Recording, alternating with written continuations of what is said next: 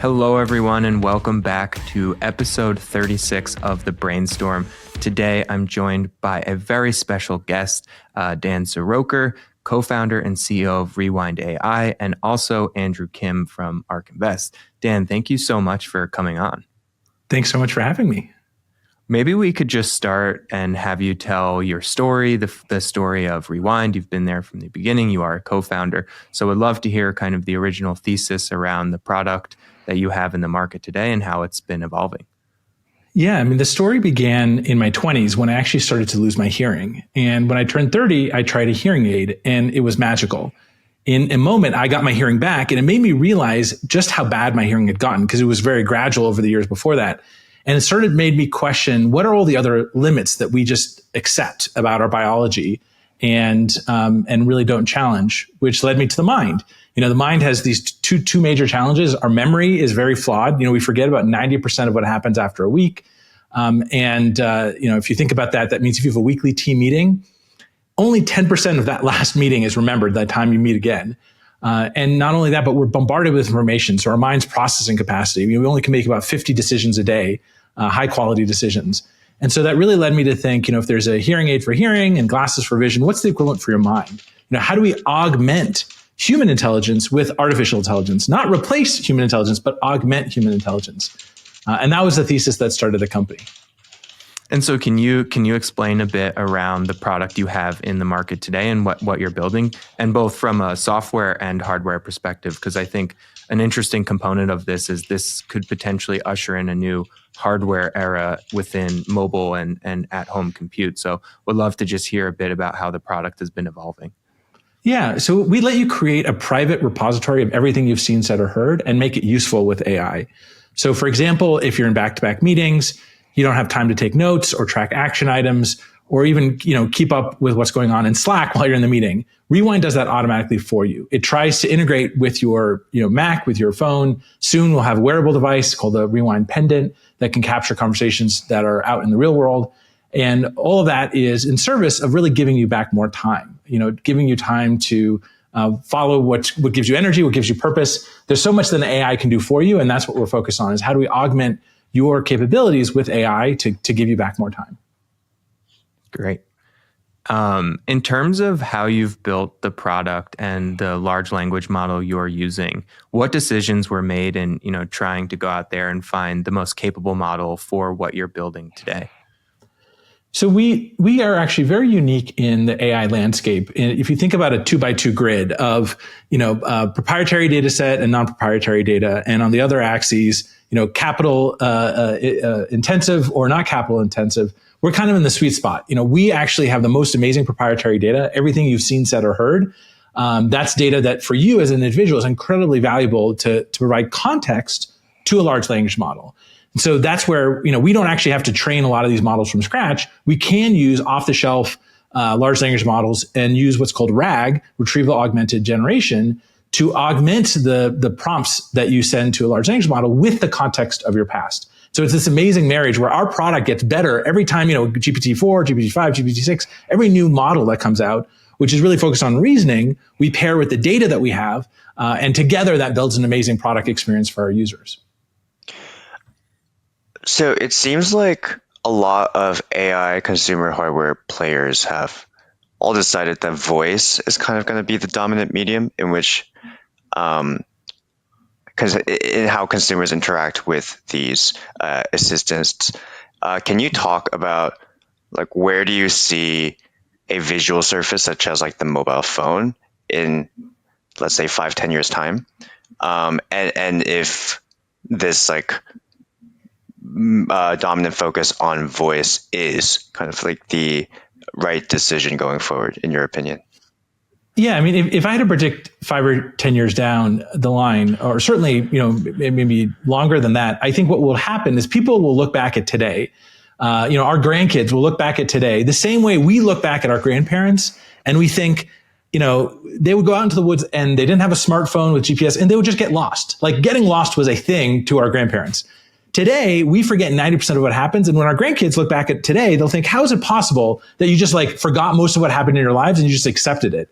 And so to me, it's less to me the focus on how you interact with the device, voice or phone or, vision, and more about the opportunity for that technology to augment our memories in a way that today we augment, where we get around transportation. We don't think twice about the fact that we have a GPS, smartphone in our pocket. I do think, more specifically to voice and the other mediums, I do think that's a prevalent method of interaction with large language models, in large part because large language models deal with language, and voice is a very convenient way to produce language. I do think the vision that's described and shown in the movie Her is a very likely outcome, that people won't need an operating system that's traditionally organized with files and a mouse and keyboard. That is much more elegant to talk to and interact with these models using your voice. So I think that's just naturally how those large language models work. And that's why voice is so prevalent today. But it's not necessarily, I think that's a means to the end of augmenting human intelligence. It's not so much the means itself isn't, I think, the most incredible thing. It's the augmentation that I think gives us a lot of power. Does Rewind's philosophy on memory retrieval, does that extend to all information retrieval? As in, do you think scrolling through an e-commerce site, that's no longer going to be, a widely done activity? Browsing and shopping may be done for leisure. I think a lot of what's done today for shopping is very inefficient, in part because we have poor memories. One use cases we talk about for Rewind is, if you're looking to purchase something, for me, it was, my HVAC was busted. It was old. I was trying to find a new one. I was doing a lot of research. I was looking at lots of websites, looking at reviews. There's lots of SEO content that's kind of old garbage. And after several hours of this, I put it down, came back a day or two later. And then I was like, where was I? Getting back into that frame of mind of trying to figure out what I want. And I just asked Rewind, what's, given the research I've done, not just given the internet and all the SEO content out there that's designed to sort of trick me to buy the thing, but the research I've done, my particular house, the thing I'm looking for, what's the best option for me and what are the trade-offs? And it was able to do that in such an amazing way that if I had perfect memory, I could do, but the machine, which does have perfect memory, can do for me. So I think those kind of retrieval augmented generation e-commerce use cases will be very prevalent, where maybe you do some quick research here and there. People are busy today. They're going to be even more busy in the future. They don't have time to sit down and just browse. They're likely snacking when they're buying, especially if it's a big purchase. Gotcha. Dan, I want to focus on, the current business model. If you can maybe explain that to the listeners and viewers, and then also maybe just talk with you how you think the business model can evolve. Because in just hearing the way that you describe this information retrieval and, how there could be, search functionality within that, and then product pushes if, you are looking for a new HVAC service or product, it feels like the business model can evolve into something that we're kind of accustomed to today, but in this new layer that sits at kind of the digital assistant. And you're talking more about a free model that's generating ads or something like that? So I'm more so just asking to kind of hear your thoughts of how you think it evolves over time, and then also maybe just if you could, kind of tee up how it works today for users. Yeah, how it works today, I think, will be how it works in the future for us. And a big part of that is privacy. We want to be very clear that you are not our product. Our product is our product, and you pay us for that. We do have a very generous free plan that lets you use quite a bit of the product today. And when you're ready to upgrade and you want some more sophisticated capabilities, then it's a monthly subscription. So I think purely for the purpose of privacy and making it very clear what's going to happen with your data, we want to make it unambiguous that we will never sell your data. We will never run ads. Our business is really focused on creating value and augmenting your day. And, for many folks, we give them back an hour a day. That's priceless. An hour a day, especially for a busy person who's getting paid a lot of money, that's very valuable. We just hope to take a small fraction of that in our, subscription fee. So we think there's a very valuable business model there. Maybe other competitors will find different approaches where they sort of monetize through ads or through sort of, sponsored links, that kind of thing. But that's not our approach. We think it's, especially in the world today where we're capturing really sensitive information, it's everything you've seen, said, or heard. We want to be unequivocal that data is never going to be used in a way that you never expect in anything nefarious. Yeah, that's super helpful context. And you touched on something I wanted to ask about as well, which is this privacy, the privacy question involved. If people are wearing pendants and listening devices, most people would call that, hey, you're, wearing a wire. But obviously there is functionality in the data that's being captured. Do you think we'll cross a chasm where, consumers believe that the utility being provided in this data capture supersedes kind of the privacy concerns, as assuming that they can trust in RewindAI and, other players in the space? How do you think about that? Yeah, I think about it a lot, and I don't think of it as a choice. I think Facebook did the world a big disservice by making convenience and privacy a trade-off. And that's largely driven by their business model. So it all starts with the business model. For us, the business model is you are a customer, our product is our product, and you pay us for the service that you're using. And so what does that mean product-wise? Well, there's lots of capabilities that we are building that will make it so that you can record yourself and be just as successful capturing everything you want to say and respect the privacy of the people around you. That's really where the rubber meets the road. So 2 examples of things that we're investing in. One is speaker diarization, which means in a meeting like this, a video conference or a podcast, the technology is able to identify who is speaking when. They know when I'm speaking, they know when you're speaking. That's actually something that we as humans can do naturally. So from first principles, a machine probably can do it. And if you can do that, plus another additional technology called voice fingerprinting, very much like today you have retinal fingerprinting, you can actually decide, okay, this device captures me, I'm wearing it, I've given consent, and I want everything I say to be captured. And only the people who I meet who say, when I ask them, is it okay if I capture this conversation because it's important to me, I want to remember it later, they say yes, then it starts recording them. So those are the kinds of technologies that I think will be necessary to make it so that convenience isn't at odds with the utility of these tools. And the best analogy I can draw here is actually the telephone. Back when the telephone came about, if you look back at the New York Times, the first article about it, all of the complaints were around privacy, which people today are like, privacy? What's the concern around privacy around the phone? But it was back then that the telephone required you to go to the general store. And if you went to the general store and you're talking on the phone, people could eavesdrop and hear what you're saying. And it wasn't until the phone got to your home, and even when it got to your home, there's still this issue of the eavesdropping switchboard operators. Once they overcame the general store problem, the switchboard operator problem, that's when telephones became mainstream. And we as a company are trying to achieve that. We're trying to do for AI wearables what the phone got to when it was able to solve both those problems. And those are just technology problems. Those are problems that can be solved, and we're focused on that. Do you feel like physical switches on such a pendant could be powerful enough of a signal to ensure that you are, respecting the privacy of others, like a giant unmute button, Yeah, for sure. Yeah, no, definitely. That is something that I think is important. We want to make it very clear that this is not a covert recording device, that when it's on, it's on, it's off. We've built in and designed from an industrial design perspective that to be unambiguous. Also, the colors and the design is meant to be bright, playful, fun, something people are proud to wear. They're not hiding. So those are all things that we think about from the very beginning, starting with that sort of philosophy that this device needs to have utility for the person wearing it. It needs to actually have utility for the people you meet with, and it needs to have utility for society writ large. And all 3 of those constituents are critical for this technology to become mainstream. And I think if you look at the history of wearables, a lot of companies really fell short on the second and third, even on the first. You look at Google Glass, what problem did it really try to solve? It wasn't really clear to the person wearing it, what am I getting out of this? To the people around you, the person wearing it, I was one of the first to get an early version of it. I didn't know how to explain it to them. I was like, I can take pictures, I don't. And so that's what we want to nail. We want to make it so clear to everyone why I'm wearing this. It's helping me remember. It's helping us have a better conversation. If you meet somebody in a coffee shop and you're getting advice, you can tell them, look, I'll send you a copy of this after. Is that all right? I'll send you. And then they have that for their records. So that ability to sort of create utility for all of those constituents, I think, are critical to going mainstream. Gotcha. I have one question on customer capture. So it seems like, a very clear cohort that you can service today are like the power Notion users, the note takers, the personal CRM users, right? People who already care a lot about note taking and information storage and retrieval.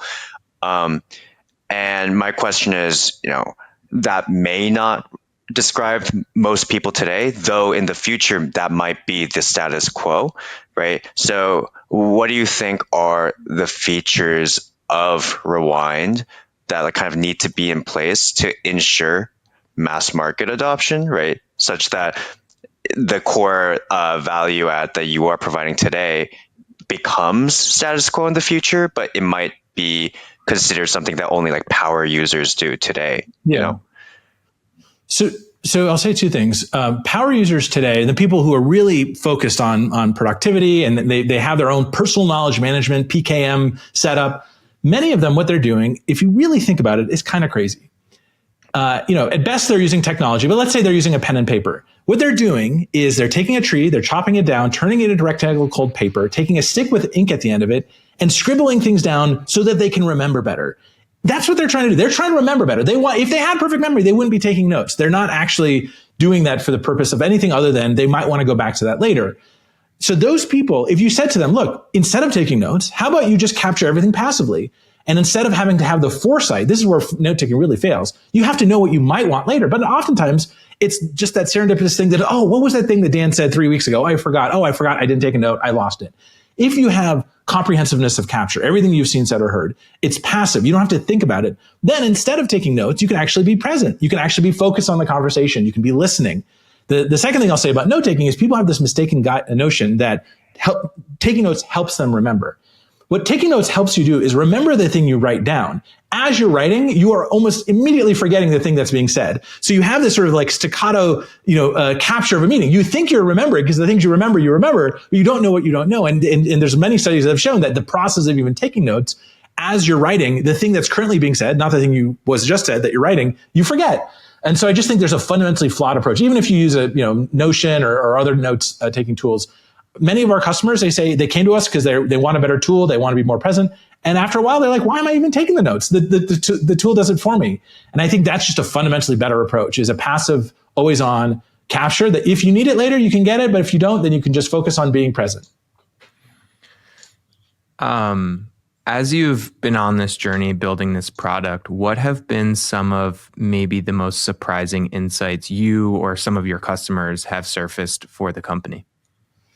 One of the meta surprises has been just how every time we've been surprisingly transparent, it's worked out. We've done several things along the way to build trust with customers. And, I've always had this belief that transparency builds trust. Back last April, one thing we did was we just put our Series A pitch deck out in public. We put it on Twitter, went viral, had like 2 million views. We got thousands of offers to invest. And the goal wasn't really actually to get investors. We got great investors out of it, but the real goal was to show that we're a real business. We're not going away anytime soon. And that trust that built with customers and users, many of whom are also founders, so it really helped resonate with them. That was amazing. And we just kept doing it. Like, a few months later, I put out 5 of my last 360 performance reviews. I'm the CEO and we do 360s. I get feedback from people, sometimes really brutally candid feedback. I just put it out on Twitter. And that transparency, again, built and bred trust. And so that's something that we've noticed is that, you have these fears around status quo and like, nobody ever puts their pitch deck out. So why would we? But reality is that if you're surprisingly transparent, you sort of change people's mindset around your company and your brand in a way that's time and time again has surprised. It hasn't backfired yet. We'll see. We'll keep being transparent until we realize maybe we went too far. And then maybe if we could maybe zoom out a bit and think about the product roadmap here, and maybe just more generally, how do you view kind of the digital assistant market shaping up? You're going after one use case today. Do you view this as kind of the start and you'll begin to incorporate more and more functionality because you are gathering so much useful context and data on individuals? It seems kind of like the productization of that just will continue to develop over time. Or do you think that from a consumer perspective, we'll have many different digital assistants that we interact with? Or do you think it maybe consolidates to one that does many different functions for us? Yeah, I think what we're doing is unique in one special way, which is there's a category of digital assistant, which, as you think about it, maybe you think of, it'll help you book a flight, or maybe it'll help you, do a task that anyone can do.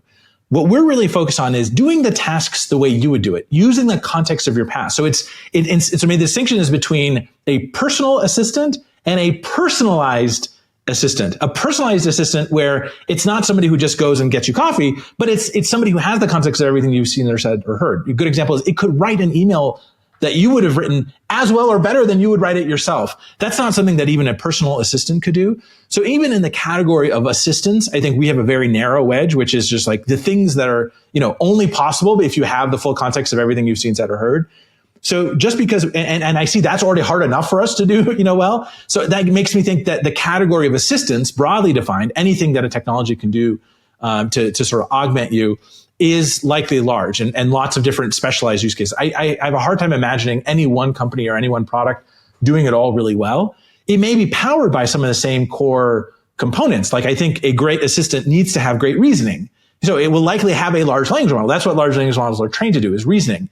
But just because it can do great reasoning doesn't mean it necessarily has the context to know how to respond to a Slack message for you. So those are the things where I think maybe the underlying mechanics, the engine behind a lot of these assistant-like tools will be very similar, but the data it uses, the use cases it focus on may be very different. So that's my bet. Who knows? I mean, maybe there's somebody else who figures it out. But even when you have AGI, like AGI without your personal data is also, you're still limited. You still can't do the things that you'd have done if you had everything you've seen, said, or heard. Right. Though it seems like having that kind of relatively unstructured communications data is like a pretty great precedent to carry out consumer services execution, right? As you just said, in the style that the consumer would want it. And my question is, like, have you started exploring that in terms of like building some sort of preference or personality graph for a user? And like, can my Slack messages that may only have to do with work kind of inform like what kind of babysitter I want to hire, Yeah, I mean, we absolutely have. And that's where we've seen that it's actually surprisingly, LLMs are surprisingly good at giving just a few examples of how you respond, how you act, at mimicking you. I mean, that's in some ways what it's learned to do is mimic humanity and everything on the internet writ large. You give it a few examples of what you are like, how you respond, how you like to communicate, and mimicking you is actually not all that difficult. There are moments, there's lots of edge cases where you need a specific bit of context that only you had. That's where the comprehensiveness of our approach really helps, where, it may have been, you're getting a text message from your wife, but it's asking a question about an email, but so you need the email, and that vice versa, it may be your personal email. So that comprehensiveness of that data is often necessary to get to that long tail of responses.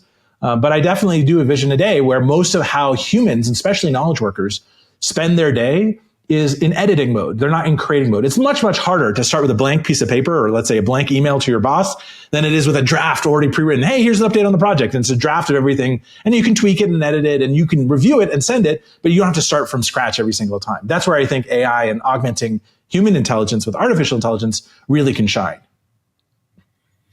Dan, thank you so much for joining. We have one last question for you, and we'll ask you, and you can defer this, but what is your prediction for the next few years, given all of this rapid growth in AI and the company you're building? What is kind of a prediction that maybe most people wouldn't believe, but you're kind of ground roots, you're in the weeds every day, and you think that this is going to be a reality in the next few years, probably surpassing other people's expectations? Yeah. I mean, I'll go back to what I said earlier, which is I do think certainly our grandkids, and maybe even sooner than that, will be shocked at how we lived our lives. They will shock. It will be the way we look back at people before the Industrial Revolution. It's like, how did they survive?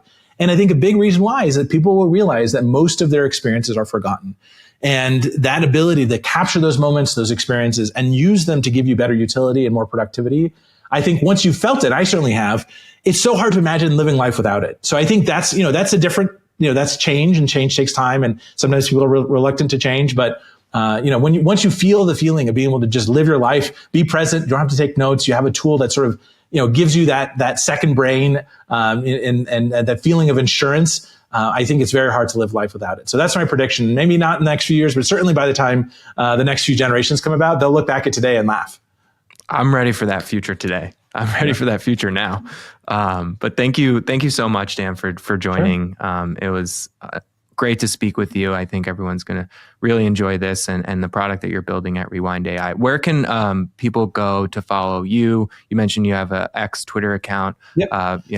Let the listeners know. Sure. Yeah. You can follow me at D Siroker, just my first letter, and Siroker. On Twitter/X, or if you go to rewind.ai, you can download the product, very generous free plan. You can try it out, and would love to hear your feedback. Great. Thank you so much, Dan. Great. Thanks so much. Take care. Thank you. Bye.